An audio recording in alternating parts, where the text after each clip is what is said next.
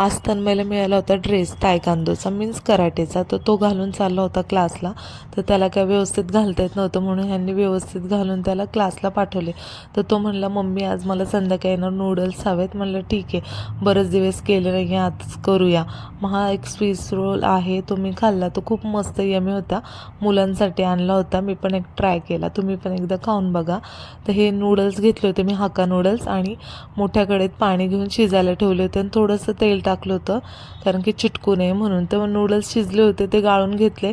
साईडला सगळ्या भाज्या चिरून घेतल्या होत्या, कांदा पण चिरला होता आणि तेलामध्ये कांदा आणि सगळ्या भाज्या आहेत ना एकत्र मीठ टाकून आहे ना शिजत ठेवल्या 5 मिनटं वाफेवर. आणि मग त्या सगळ्या मी काढून घेतल्या आणि त्यानंतर जे आपलं आलं आणि लसूण आहे ना बारीक कट केलेलं, ते त्याच्यामध्ये छान असं परतलं, म्हणजे असं ब्राउनिश होईस्तोपर्यंत ना मस्त तेलामध्ये परतून घेतलं.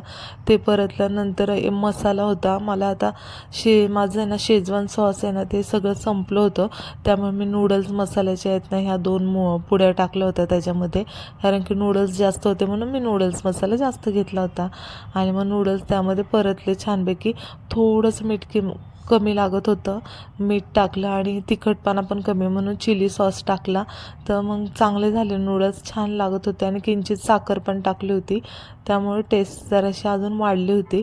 आणि एवढे कढईवर नूडल्स केले होते पण सगळ्यांना आवडले, त्यामुळे संपले.